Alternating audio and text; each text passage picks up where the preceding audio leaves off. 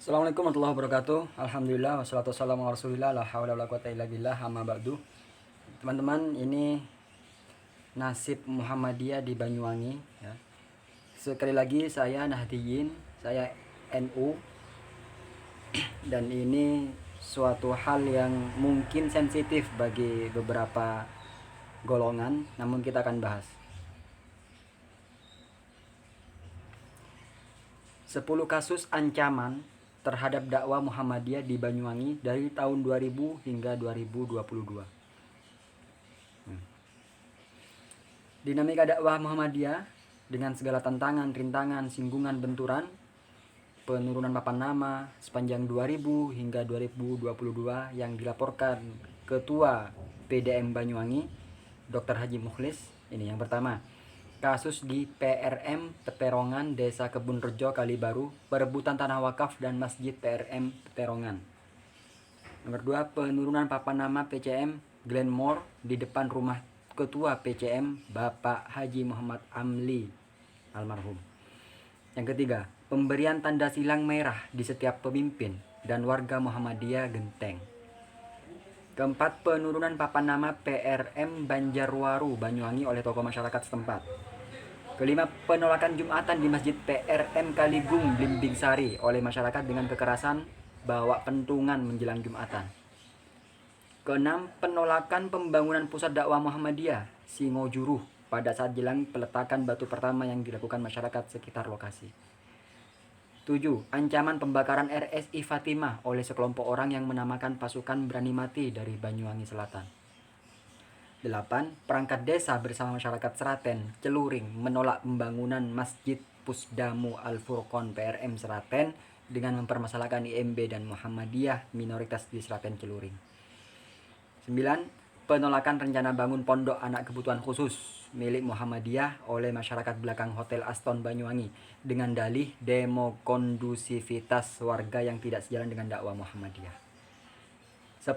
Penurunan paksa papan nama Pusat Dakwah Muhammadiyah PRM Tampo Celuring dan PRA Tampo Celuring TKABA Tampo Celuring oleh sebagian warga masyarakat yang mendapat support dari Kepala Desa Tampo dan Forpimka Celuring dengan dalih masjid milik umum bukan milik golongan atau Muhammadiyah. Akar masalahnya apa? Ternyata ini penyerobotan aset wakaf yang tidak tertulis jelas peruntukannya, ingin menguasai aset dan memindahkan kepemilikannya ke pribadi atau orang lain. Karena nggak jelas, jadi ingin dikuasai oleh perorangan. Dakwah Muhammadiyah yang tiada henti, semarak dan mendapat banyak pengikut atau pendukung adalah ancaman ketidaknyamanan secara pengaruh ketokohan lokal, ekonomi dan politik lokal. Jadi ketika Muhammadiyah semakin banyak pengikutnya, maka tokoh masyarakat akan hilang kendalinya. Ini nggak mau mereka.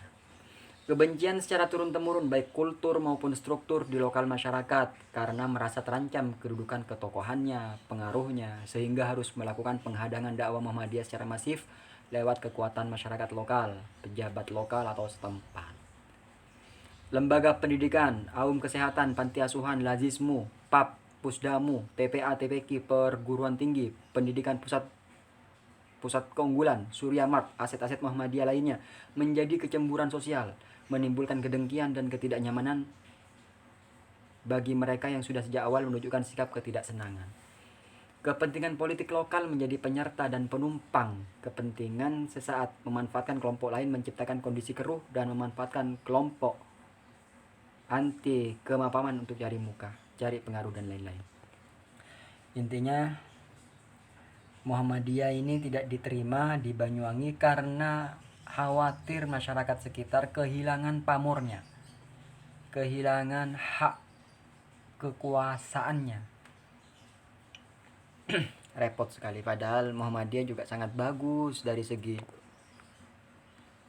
dakwah bagus, perekonomian kuat, pendidikan hebat, kesehatan jelas.